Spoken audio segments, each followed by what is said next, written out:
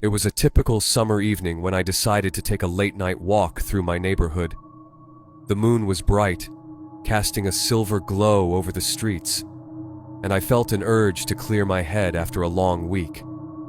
I slipped on my sneakers and stepped outside, the familiar sights of home providing a comforting backdrop. As I strolled down my street, the air was warm and still. I waved to a few neighbors sitting on their porches, but the streets quickly fell silent. I loved the quietness at night, but this time, something felt off. I dismissed the thought and continued, enjoying the rhythmic sound of my footsteps on the pavement. I turned onto a side street I rarely took. As I walked, I noticed a flickering light from a house at the end of the block.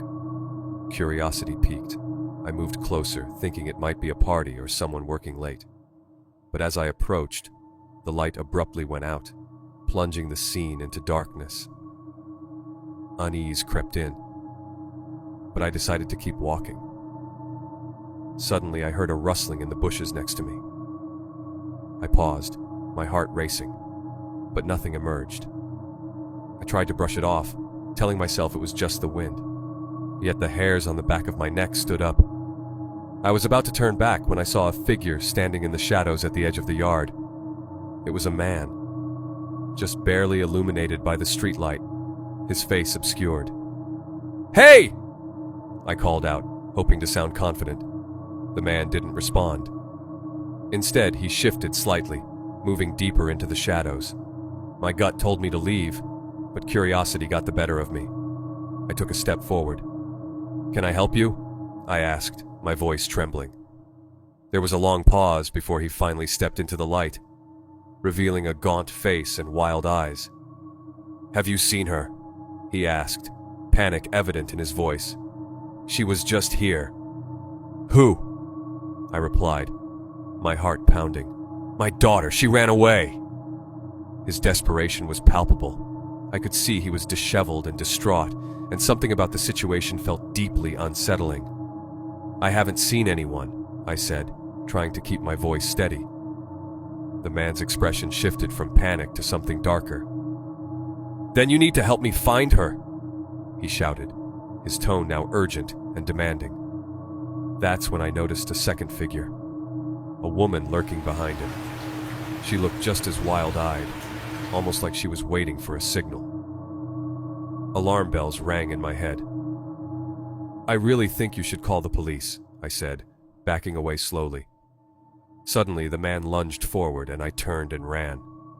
My heart raced as I sprinted down the street, the sounds of their footsteps echoing behind me. I didn't dare look back until I reached my own block, and by then, I was nearly in tears. Once I reached home, I locked the door and leaned against it, trembling. I couldn't shake the feeling of being hunted. Later that night, I learned from a neighbor that the man had been reported for disturbing the peace in the area. His daughter had indeed gone missing, but the circumstances surrounding her disappearance were still unclear. That night changed how I viewed my neighborhood forever. It was a stark reminder that danger can hide in the familiar, waiting for the unsuspecting.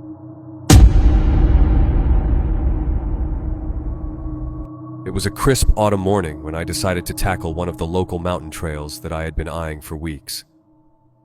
I'd always found solace in nature, and the vibrant fall colors promised a breathtaking experience. I set off early, excited for the solitude and the chance to disconnect from my hectic life. The first couple of hours were a dream. The trail wound through towering trees, their leaves painted in hues of orange and gold. I breathed in the fresh air, feeling rejuvenated. But as I climbed higher, the trail began to narrow, and the sounds of nature faded, replaced by an unsettling silence. I brushed it off as part of the experience. After all, the higher you go, the less wildlife there tends to be. About 3 hours in, I reached a rocky outcrop with a stunning view of the valley below. I sat down to take it all in, but as I did, I noticed a figure in the distance on a parallel trail. It was hard to make out, but it looked like a man, moving erratically. My instincts kicked in, and I felt a shiver run down my spine. After a few minutes, I decided to continue, figuring I was just being paranoid. But as I resumed my hike, I couldn't shake the feeling that I was being watched. I quickened my pace, trying to convince myself it was just the lingering anxiety from seeing the man. A little further down the trail, I decided to take a break and catch my breath. That's when I heard it, a crunching sound behind me, like someone stepping on twigs. I turned, but no one was there. My heart raced. I took a deep breath, trying to calm myself. Then I saw him again, the same man, much closer this time, emerging from the trees. He was disheveled, with wild hair and an intense gaze. "You shouldn't be here," he said, his voice low and gravelly. My stomach dropped. "What do you mean?" I managed to ask, trying to keep my voice steady. He stepped closer, and I instinctively took a step back. "This place is not safe. You need to leave," he urged, his eyes darting around as if he was on high alert. I glanced around, and that's when I noticed other figures appearing in the distance, moving through the trees. Panic surged through me. "What's going on?" I demanded, but he just shook his head. Without thinking, I turned and ran. I dashed down the trail, branches scratching at my arms. I could hear footsteps behind me, gaining ground. My heart pounded in my chest as I navigated the rocky terrain, desperate to escape. Finally, I burst out onto a wider path, my lungs burning as I sprinted. I didn't look back until I reached my car, slamming the door shut behind me. I sat there, trembling and panting, trying to process what had just happened. As I drove away, I couldn't shake the feeling that I had narrowly escaped something dangerous. Later that week, I learned from a local news report that there had been a group of men camping in the area, known for harassing hikers. I shuddered at the thought of what might have happened if I hadn't run. That day taught me a hard lesson about the hidden dangers in seemingly tranquil places. Nature, while beautiful, can also hide its perils just beneath the surface, waiting for the unsuspecting.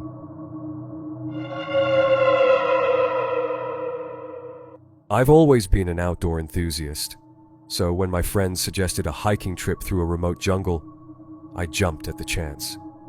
We planned for weeks, poring over maps and trail guides. The night before, I barely slept, excitement coursing through me. The next morning, we set off, the dense foliage swallowing us in a blanket of green. Birds chirped overhead, and the air was thick with humidity. We followed a narrow path, the sounds of nature enveloping us, making it easy to forget the world beyond the trees. After hours of hiking, we stumbled upon a hidden waterfall, a stunning, serene oasis. We decided to take a break, reveling in the beauty of our surroundings. As we sat by the water, we talked and laughed, sharing stories of past adventures. It was a moment of pure joy. After resting, we agreed to push further into the jungle. The trail became less defined, overgrown with vines and thick underbrush. As we hiked deeper, I noticed the atmosphere change. The vibrant sounds of the jungle faded, replaced by an eerie silence that sent chills down my spine. I shrugged it off, attributing it to the isolation.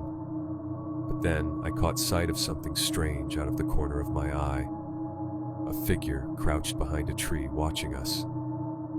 My heart raced. I nudged my friend, pointing discreetly. We exchanged worried glances, but decided to continue, hoping it was just our imagination. Minutes later, I heard a rustling behind us. I turned, my stomach dropping as I saw the figure again, closer this time. It was a man, unkempt and wearing tattered clothing. He didn't appear to belong in the jungle. I felt a surge of panic. We picked up the pace, trying to shake the feeling of being watched. After a while, we stumbled upon a clearing with what looked like an old, abandoned campsite. Tents lay in tatters, and a few belongings were scattered around. Suddenly, we heard a loud crash behind us. We whipped around, and the man from earlier emerged from the trees, his face twisted in a mix of anger and desperation. "Get away from here!" he shouted, his voice echoing in the clearing. We were paralyzed with fear, unsure of what to do. My mind raced as I realized this man was not just lost, he seemed dangerous. Without thinking, we turned and ran, sprinting back the way we came. The sound of our hurried footsteps was drowned out by the pounding of my heart. As we navigated the thick underbrush, I could feel the man close behind, his heavy breathing and frantic shouts fueling our adrenaline. Finally, we burst onto the main trail, our lungs burning as we sprinted towards safety. We didn't stop until we reached our car, collapsing against it, breathless and shaken. Looking back at the jungle, we felt an overwhelming sense of relief, mixed with disbelief at what had just happened. The encounter left us rattled. We learned later that there had been reports of a man living in the jungle, a hermit who had turned aggressive towards hikers. It was a sobering reminder of the dangers that can lurk in nature, where a peaceful adventure can quickly turn into a fight for survival.